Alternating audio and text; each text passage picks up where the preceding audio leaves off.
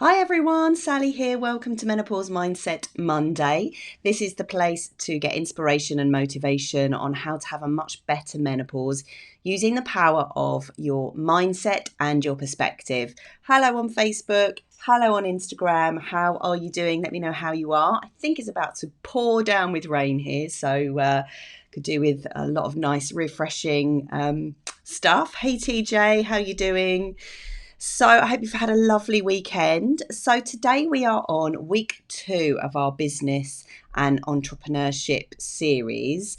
And the reason we're doing this, just a quick recap, is because really at menopause, working on our business, finding or growing that side hustle or that passion project, it really helps with our inner confidence. And often at menopause, our inner confidence, our self-esteem can start to subside. We can get sort of impostor syndrome, all those fears and phobias can creep to the surface. So as we build our business, it's really about this idea of rebuilding our worth, our value in society. So last week, the title of the first video was called Starting and Scaling a Wellness Business During Your Peri to Postmenopausal Years. And if you haven't watched it and you are thinking of creating a business or growing a business or scaling, then do watch it because there's lots of good stuff in there. I go into quite a bit of detail about why entrepreneurship is so powerful at menopause. And also I give you 6 good tips to get you started. And I think that video really precedes this video rather nicely. So today's topic is called relationship building and growing your audience. And as always, I try to give this a bit of a menopausal slant as well. I mean, this in itself is kind of a big topic over there, but yeah, let's give it a menopausal slant. So we're going to be discussing why we need to build relationships for business, because that's something that completely eluded me. I thought I could just do it all on my own. How are we going to build relationships? And how are we going to grow an audience, specifically online? So I think the reason that entrepreneurship really lends itself to women, especially women of a certain age, is because of our ability to form and nurture these relationships. So women in many cases are the glue that holds the family together, the glue that holds the friendships together, the glue that holds certain business relationships together. We kind of, hold all the pieces together because we care about what people think. We just know the importance of community. And I think we derive a lot of value in ourselves about this, about giving and receiving. We struggle with receiving a little bit, to be honest, but we care about how we're perceived. We care about how connected we are. And, this is a feminine trait, really. And this is something that a lot of men are seeking to cultivate within themselves. And at menopause, we are looking to connect with other people, other businesses, other projects, but mainly people, because we know that subconsciously when we are connected, we are actually safer in the world. And as we get older, we need that feeling of safety. It's really important. Less important when we're younger, more important when we are older, especially if we don't have children. So as we move into that third age, we need to feel that sense of safety and security.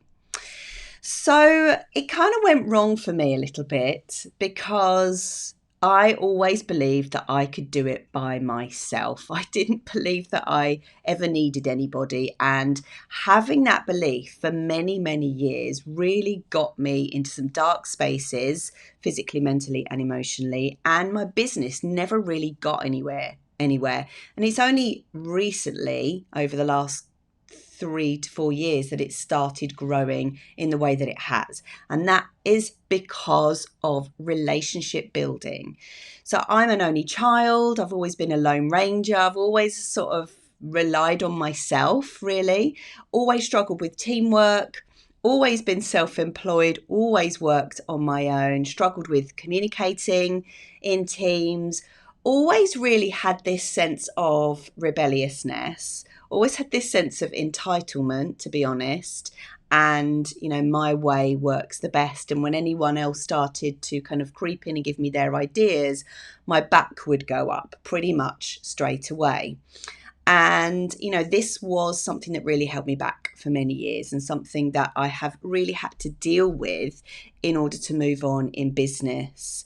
I would get very, very jealous of people, especially like about 5-6 years ago. I would witness friends, coaches, mentors very publicly on social media growing their business, even people that I didn't really know. I'd see them growing and developing, and I'd get very triggered by that. And that trigger would make me shut down and turn away from business.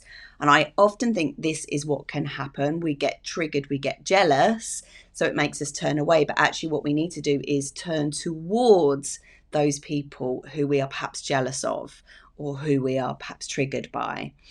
I kind of force myself now to feel into that feeling of jealousy or envy, and then recognize it as a calling to just figure out what other people are doing, so that I can then adopt that for myself and my own business. And when you see things working for you in your own business, that gives you such a great sense of satisfaction, accomplishment, achievement. It really helps your self-worth, helps your self-esteem, and all that imposter syndrome kind of goes out the window to a certain extent. So subconsciously, this is why many people shy away from building businesses, because of the relationship element, because it triggers jealousy. So it can also trigger imposter syndrome as well. So I've had that when I've been getting speakers to inspiring talks, or when I've been inviting guests onto my podcast. I've had that imposter syndrome because I've thought, they're better than me, they're more intelligent than me. Who am I to be interviewing these people? But you just have to realize that you are as good as them, and that helps you to up your game. People can also really feel triggered by building relationships because of fear. Fear of networking, social anxiety, fear of relationships, fear of overwhelm as well. And there's also as well, people can feel triggered by this feeling of resentment, like, why should I be the one having to make an effort all of the time? And I hear this so much from people, like, why do I have to make the effort in all of my relationships? Well, you just do. And when you resign yourself to the fact that you do have to make the effort, it just becomes something that you have to do, like washing your clothes or making dinner or unloading the dishwasher. We all have to make the effort with each other. Everybody's lives are so busy, and we're all fighting for attention, especially in business. And so, I didn't realize so many people were watching on Instagram. Hey guys, hey Joel, Rachel, Siri, how you doing?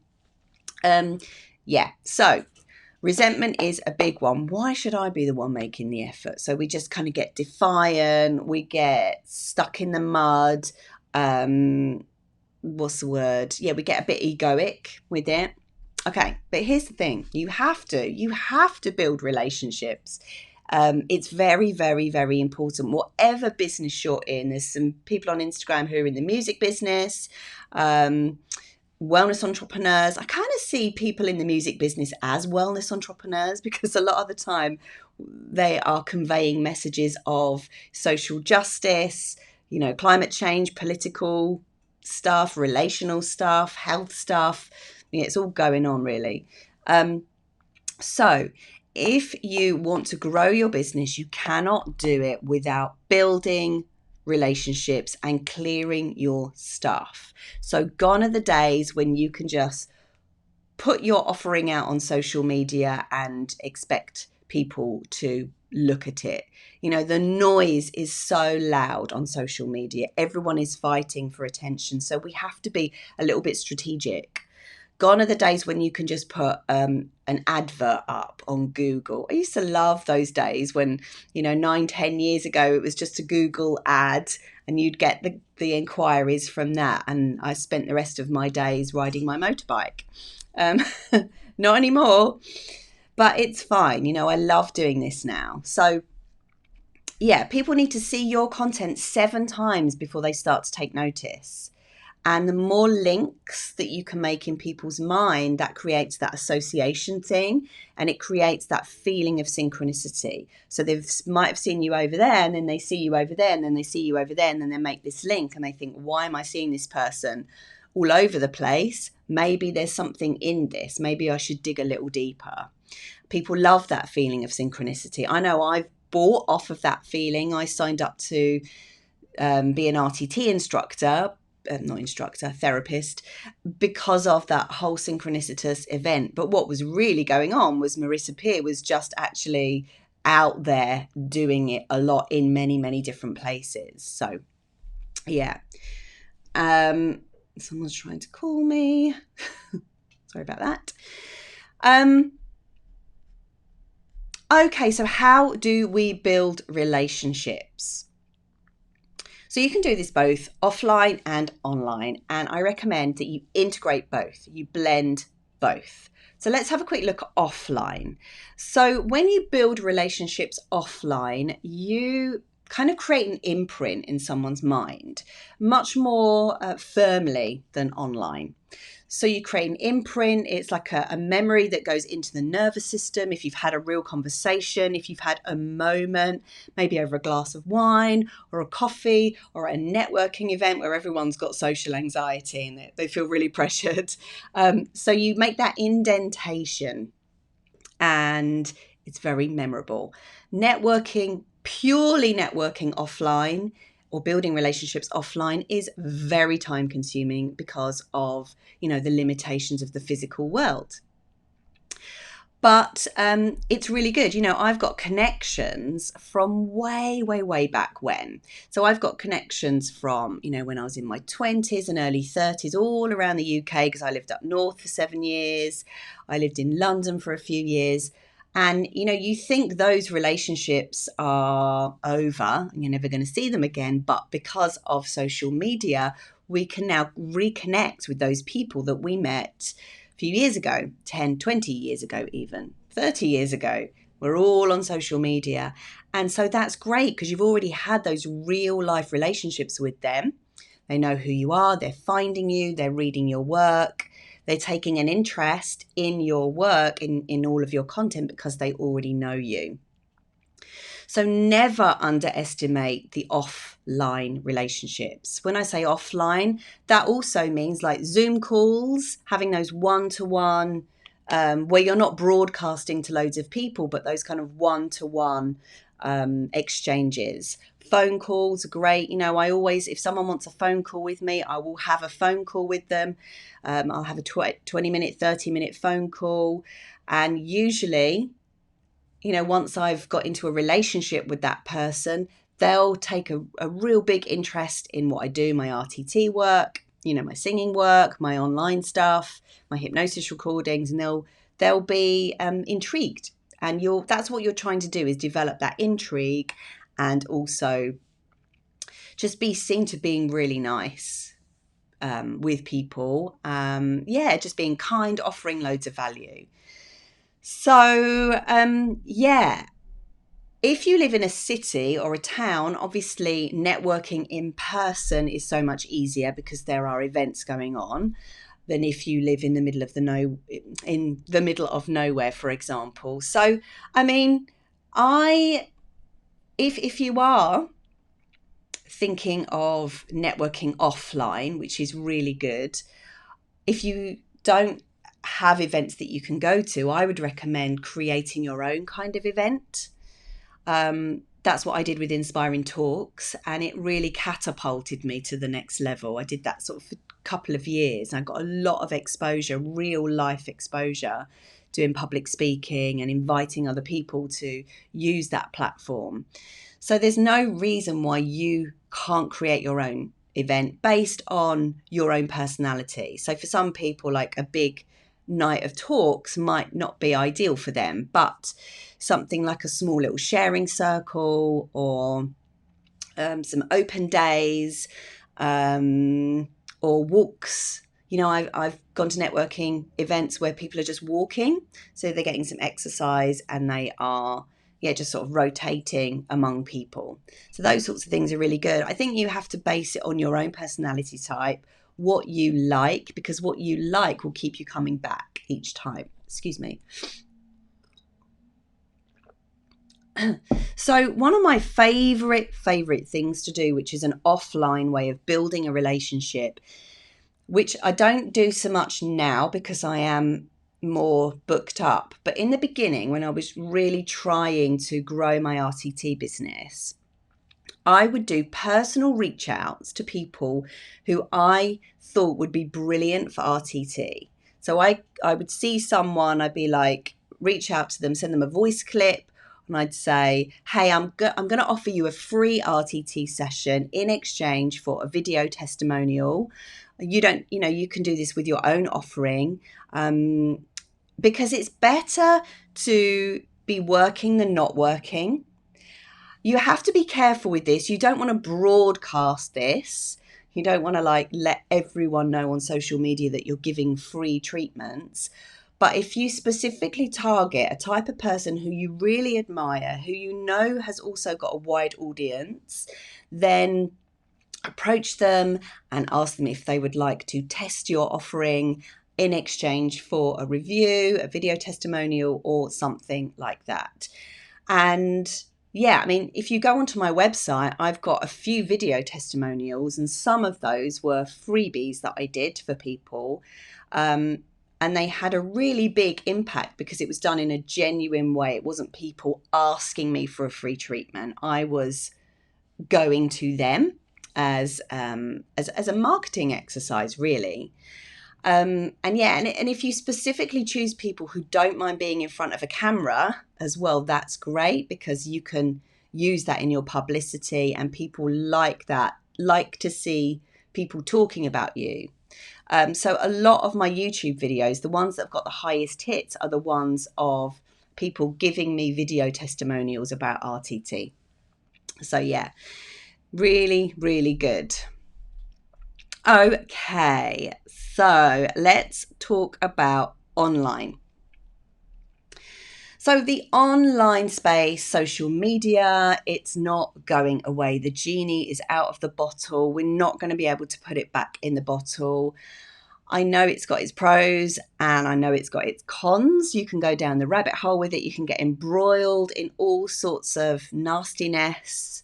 But it does have its pros, and I really, really love social media for the fact that you can reach a much wider audience and you can inspire people. I mean, for me, it's really changed my life. I kind of sometimes even think in Facebook statuses or Insta stories.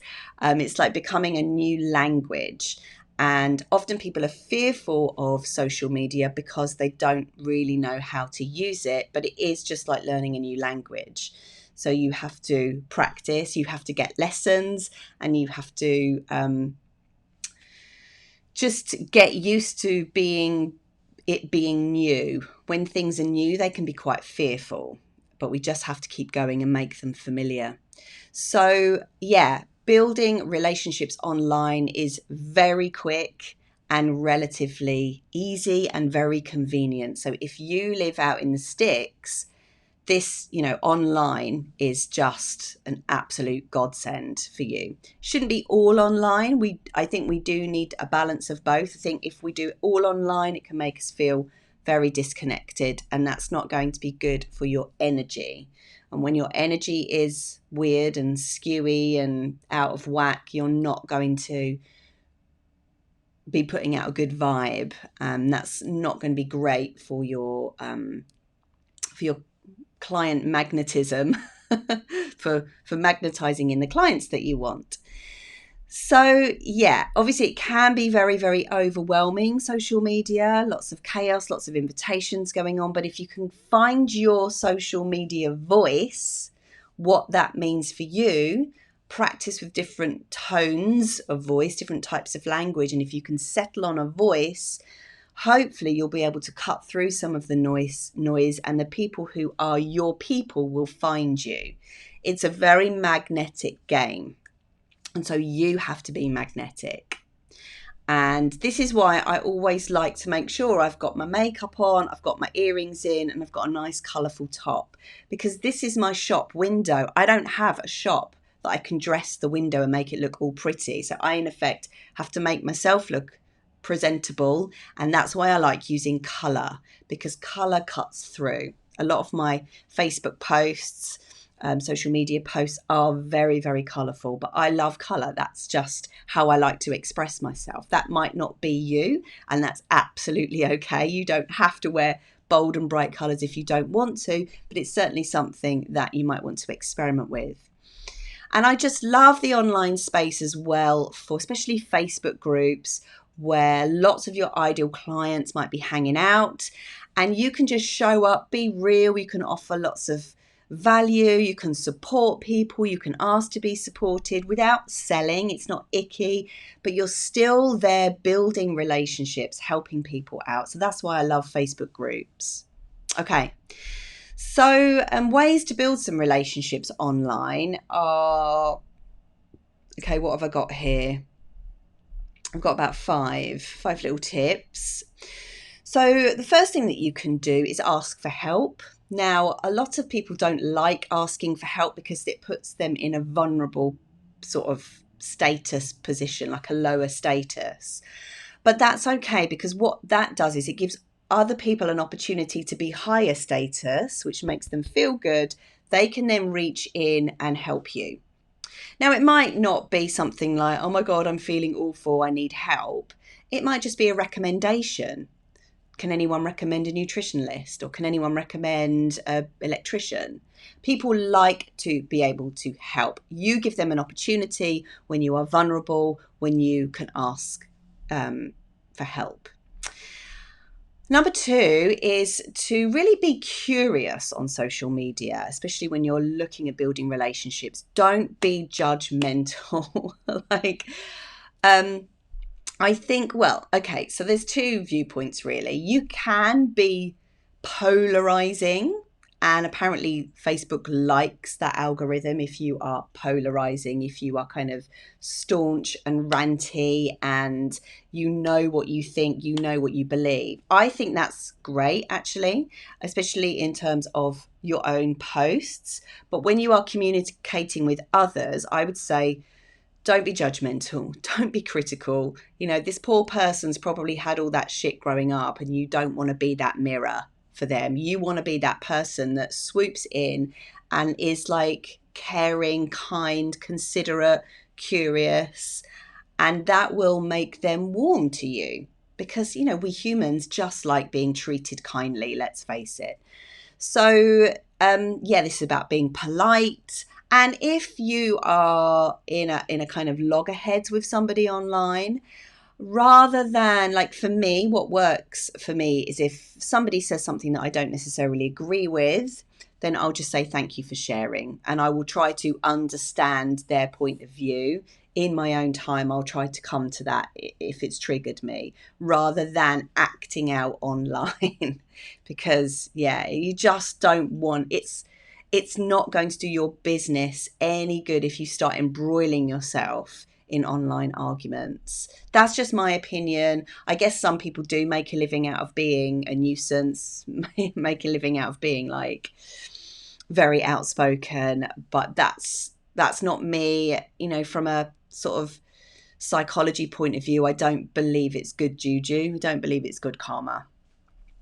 Another thing that I like doing, particularly when I'm working on building relationships with people online, is to use emojis and to, perhaps use terms of endearment. So what I used to do is I used to be very, very clipped, very, very short. I'd be like really pragmatic, really utilitarian, like one-word answers, just because I wanted to get the job done, bish, bash, bosh. But now I approach it differently because of this whole idea of making people feel warm and fuzzy. If you can make people feel nice and warm and fuzzy, they're going to like you. They're going to want to be around you. They're going to be intrigued by you. They're going to investigate you. So emojis are great.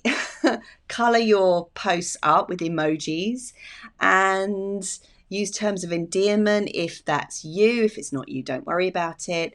And then experiment with language. Use language that softens rather than hardens. And if you are communicating with people who you want to build relationships with, try not to be too short. If it's obviously like inside your business, just between teams or whatever, and you just need to get the point across, that's obviously okay. Nurture the relationships that you already have. So I call this low-hanging fruit. Keep in touch with people. Do personal reach outs, send voice memos, send little video clips to past clients that maybe aren't on your mailing list or who you just want to reconnect with. If you like their stuff on social media, let them know. It's just really important to, not in a kind of slimy, sleazebally sort of way, but just in a really genuine way. Like, oh, I wonder how that person's getting on. Like, make sure that you have people on your radar. Set time aside, perhaps every month, because I know the weeks go by so quickly, just to go, right, okay, let me just look through my diary. Let me see who I have had dealings with in the past, and let's just reach out, make sure they're okay. Just thought I'd say hi. Hey, how you doing? Got this little freebie. If you've got a freebie, by all means, send it to them. Yeah. So it's, again, nurturing those relationships. You can also send little postcards through the post as well. So anything that is physical and tangible is really lovely. I mean, how often do we get stuff through the post? We just don't these days, apart from final demands and bills and boring stuff. Terms and conditions. So if you receive like a handwritten note on a beautiful card, you are going to keep that close by, because that shows that the person who is sending it actually really cares about you. They've taken the time and the money to buy something, to write it out, buy a stamp and go and put it in the post. So that definitely shows a lot of care and attention. It's basically really about treating people the way you want to be treated. And I think if you are starting or growing your business during your menopausal years, peri or post menopausal, we want to be treated in a way that is fair, supportive. So therefore we have to treat other people in that same way. Okay, so on to the last bit then, how to grow your audience online. So I feel that this is quite hard at first when you don't really know what you're doing. Until you've got momentum, then it becomes easier. But before that time, it's quite hard. It can feel really laborious. It can feel like you're wading through treacle. Yeah, it can just feel difficult. But again, like learning a new language, if you can just keep going, you will reap the rewards, I promise you. So number one then, be in it for the long haul. When you're growing your audience online, you want to be showing up consistently every single week. Preferably at the same time every single week. So I do my Menopause Mindset Mondays at 11:30 every single Monday. I've been doing that probably for a year now. Before that, I did the growth compass. Before that, I did the anxiety compass. Sometimes I would show up different days of the week, different times of day, just to experiment. And I know for me, evenings do work better from an audience point of view, but daytimes work better for me. That's why I choose daytimes. So this is about really making sure that you have a social media strategy that you can stick to over the long haul, so that you're posting every day or every other day some piece of content, doing a Facebook Live or podcast or whatever it is, and I'll get onto that in a minute, but you are showing up regularly. Now, what I used to do was only show up when I was inspired or only show up when I felt like it. But that doesn't work because people need to see you 7 times before they actually start to take notice of you. So yeah, have a strategy, try to choose a platform, don't flip-flop around posting here 1 minute, don't post on LinkedIn 1 week and then Facebook the next. It's really got to be consistent. It's a marathon, not a sprint with growing your audience online. So number 2, create at least 1 piece of meaty content a week that's well structured, well thought out, with your audience in mind. And so for me, I've got 2 pieces of core content. So I've got my Menopause Mindset Monday and I've got my podcast, which I put out on a Thursday. So that gives a little bit of space. I've then got my Insta stories, which are like fly on the wall day to day, kind of here's what I'm doing today sort of stuff, or fleeting ideas. So it's more like I kind of see that as the air element, the Facebook and Insta stories, and then the video and the podcast more like the earth element. They're here to stay. And then my verbal and my written posts with the picture, that's usually about once or twice a week. So yeah, a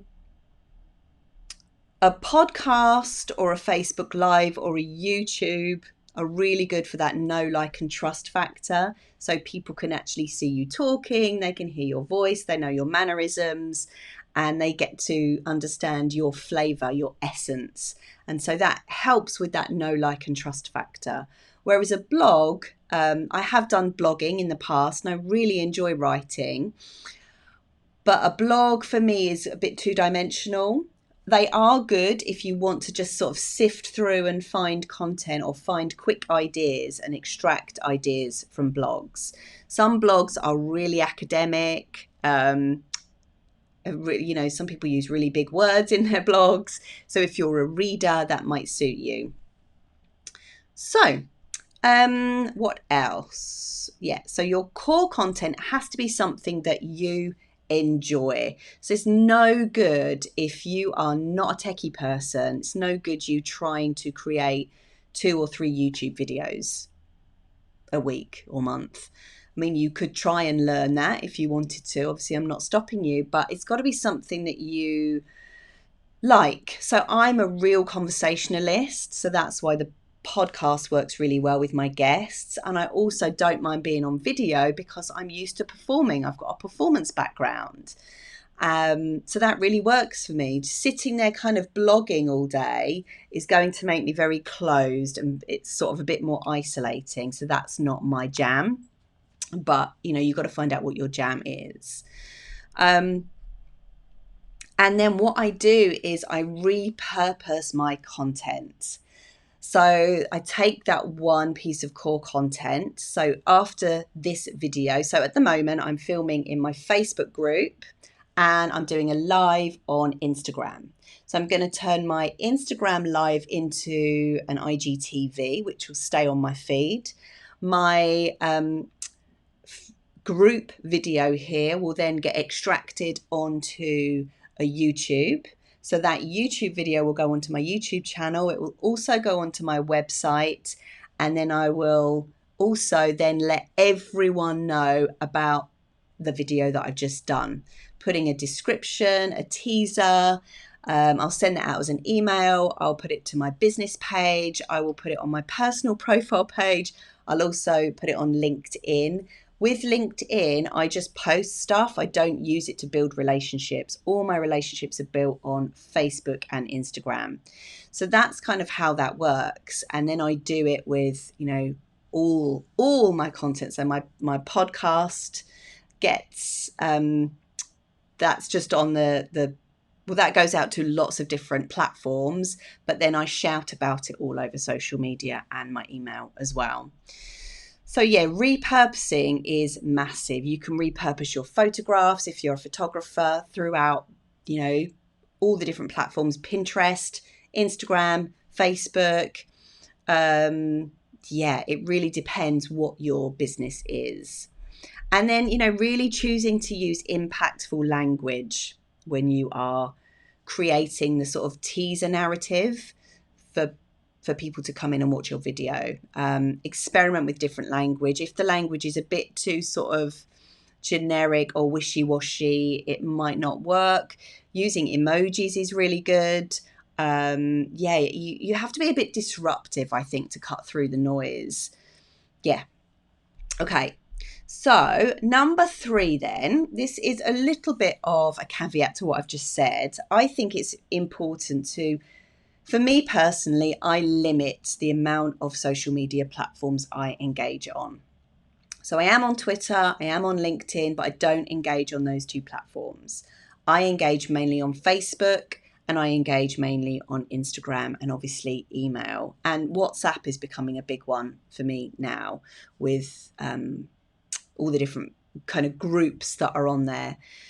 So, we don't, especially as menopausal women, we don't want to end up in this state of overwhelm. So it's really about knowing where your ideal clients hang out, finding them. If you're not sure, experiment for a while and then see what works best. And yeah. Okay, so Facebook for me is a great all-rounder. I think it's good for women at midlife, for attracting midlife women, because Facebook was one of the first social media platforms that came out, and we midlife women were all a bit younger then, and we were like the first ones on it. So I find that that's where a lot of midlife women hang out. It's great because it's visual and verbal. You can interact with people really easily. The word count is higher. You've got groups. So very, very good for building relationships, very interactive, very, very good for engagement, especially the whole Facebook Live feature is just fantastic. And you can create watch parties as well, which gets double the engagement. Twitter, I know very little about. All I know is that it's quite immediate. It's sort of for breaking news. It's for sort of announcements. I don't know if it's that good for engagement. It's not really my jam, Twitter. I have tried it, but I found it very, very, very noisy. Instagram I find wonderful. The feature I love the most is the stories, and the fact that you can set it so that your Insta stories goes directly to your Facebook stories, so you're automatically then repurposing, and I get very different audience members looking at it. So Instagram, again, very visual, not so wordy on Instagram. Really good for following accounts and building relationships with people who perhaps do something similar to you. Not so good for finding clients. For me as a wellness business entrepreneur, but very, very good for finding other women in the menopause. Other women who are working in the menopausal field. But not so good for finding just what I call lay people. I don't know if I'm allowed to say that, but I just did. I say it with integrity. Lay people who are not in the wellness space, that are perhaps people who need help. Harder for that. LinkedIn, really good for building business relationships, great for blogging, great for editorial, not so good for live videos and things like that. TikTok is great. I've tried it. It goes out to a lot of people, but it's really flipping hard to work out how to use it. So my attention goes off elsewhere. So find which platform suits you and just spend a concerted amount of time there. Don't dilute your focus. Stay in one place or 2 places. Okay, number 4. This is really about upping your DM game. So when we get into each other's DMs, what we're doing is we're deepening the relationship and we're striking up more of a conversation with people. So you want to encourage people to private message you. You can private message people. You can And really this needs to be done as a kind of non-salesy thing. So I absolutely hate it when I get people, especially in Instagram, you get those accounts which literally just send you a DM all about them, and they are not striking up a relationship with you. They're not finding out about you. They're not curious. They're not asking questions. They're just basically splurging all over you. And nobody likes that. It's really repellent. It just does not work.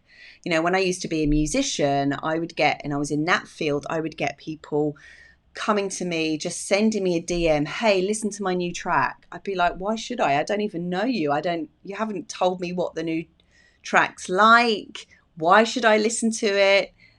You know, if you really want people to digest your content, you have to help them to get to know you better. And a really good way of doing that is striking up just a non-salesy, purely curious type of conversation. Yeah. The quickest way to kill a relationship is to start chasing people around social media. So just let them come to you. Be magnetic. Just maybe plant a little seed, but don't keep chasing people. There's nothing worse than being chased on social media by someone. You know, if people want to buy from you, they will buy from you.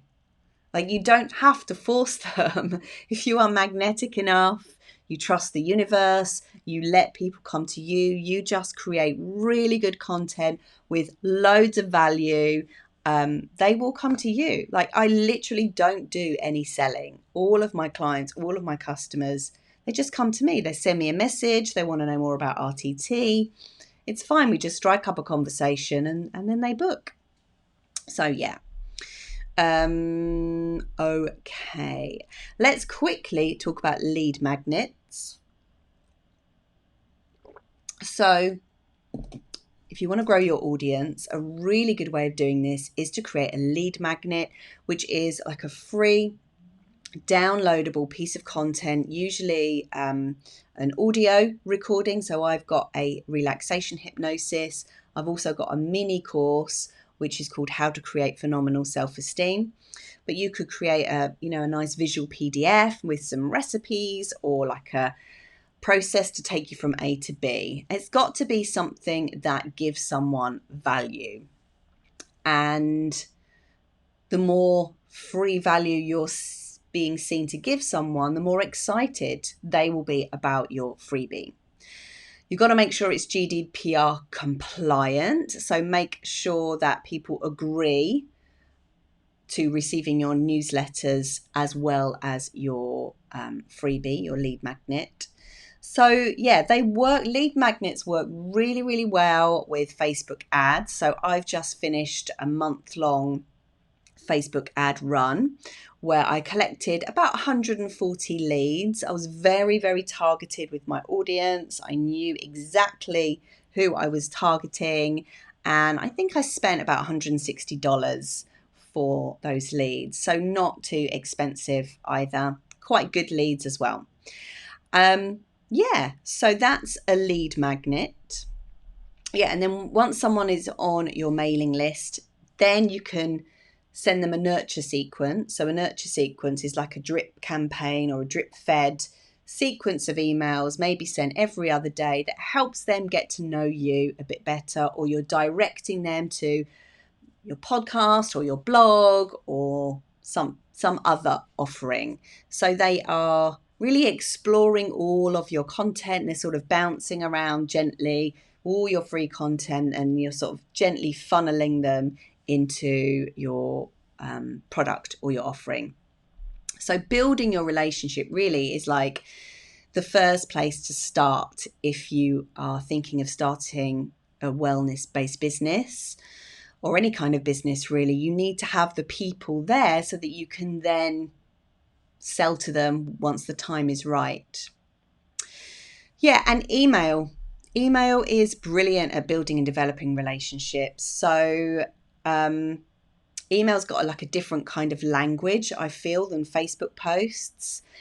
You can put GIFs in your email. You can put photographs of you in your email. You can even use like a video. I don't know what they call it, but it's like there's a piece of, it's not software, it's a platform called BombBomb. It's not something that I've used, but I'm definitely thinking of starting to use it. So when you get an email from someone, instead of having the text, you have a little video of them, and it's supposed to make email engagement much, much, much better. But Tarzan K is very good for teaching you how to use email. So go follow her if email could be your thing. All right, so let's have a conclusion then. So we've been talking about building relationships and how to build your audience. If you are somebody who wants to go into business, if you're thinking of starting or scaling your wellness business, and any business really. So ask for help, give recommendations, ask for recommendations, be real, be a bit vulnerable. You don't need to be stony all the time.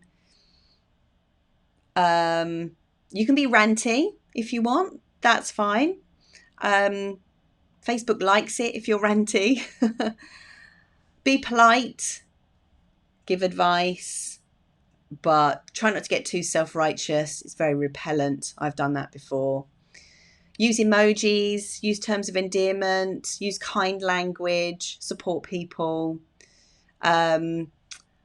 If you are just starting out, offer your services for free to a strategic person who's got a wider audience in exchange for a video testimonial or a written testimonial, but preferably a video one. Don't broadcast that online, no. Not the testimonial, the fact that you're giving away freebies. The person needs to feel special. And they are special because you've chosen them because of who they are. Remember to develop your relationships online and offline. Don't just do one and reject the other. We need an integration of both. And then growing your audience online is really about being in it for the long haul, being consistent, showing up weekly with that one core piece of content and then repurposing that piece of content across multiple platforms. And limit your chosen platforms that you engage in to one or two, where your ideal client hangs out the most. Up your DM game, get into people's DMs, form those relationships with people, be curious, ask questions, get on a Zoom call. Just be normal, be nice, don't be salesy, don't be weird. Yeah. Create a lead magnet, run a Facebook ad, and then use email as well to sort of consistently build that relationship. You don't have to spam people, once a week, twice a week, every other day is good. Like if you're only doing email, every other day is great if you're not doing any other social media. But really, Now, I know all of this can seem very overwhelming if you are just starting out. But like I said before, it gets easier. So the reason it's overwhelming is because it's new. If it's new, it's overwhelming. And a lot of this stuff you can give to a virtual assistant once you know exactly what you're doing with it. So growing your audience is something that is you can farm it out. You don't have to keep doing it all yourself. You can just stick to what you're good at. Doing the service. So for me, doing the RTT is what I'm good at. But I also love showing up and building relationships, actually, because, relationships are my thing. All right, 2 little announcements then. So if any of these things that I've said have resonated with you, but you're like, I really want to grow my audience, but I've got a block. I can't be visible, can't show up on social media. I have social anxiety. I have impostor syndrome. I resent being the one that has to go out there and keep building the relationships. Then maybe having an RTT session with me will help you to unblock that, because it will help you get clear on why your blocks are there in the first place, and then help you to rewrite that program that you've been running. So come into my DMs. Let's have a chat if RTT is something that you think might be a thing for you. On my website, sallygarozzo.com, I have a video that explains a little bit more about RTT. So yeah, head on over there if you want to know a little bit more. It's one of those explainer videos, those animated ones. And then lastly, my friend, coach and business mentor has created a really fun little quiz, which I would love for you to take. So if you go to kirstykianifard.com/Sally quiz, you can take that quiz. So this is really about understanding what type of business model is going to be the best for you. So it's really important because it's not one size fits all. So we've all got different personalities, and apparently I'm a revolutionist, and someone I know who I think is watching this is a visionary, and there are many other, I think there's 4 or 5 different categories. So it's really exciting to know what's your archetype, what's your business archetype, how do you function the best? Because some of us are designed to do one-to-one, some of us are designed to do online courses, some of us are designed to run retreats, some of us are designed to be more innovative and invent stuff, some of us are designed to kind of build businesses quickly and then sell them. We are all designed very differently. So this quiz it's a fun way of just giving you an insight into your business personality type. So again, it's kirstykianifard.com/Sally quiz. That's kirstykianifard.com/Sally quiz. Now that is my own personal affiliate link, so I would really appreciate it if you could stick with that link and don't go down a separate rabbit hole. So I will put the link somewhere. All right, so next week we are going to be talking about how to grow a business in a limited amount of time. So I can't wait to start creating this for you because this is something I'm super passionate about. I know a lot of women in their midlife get put off because they believe they just don't have the time to do what it takes to create a business. But you can. There is a secret to that, and I'm going to share it with you. All right. Thank you so much for being a part of this video, and I'll see you next week. Bye.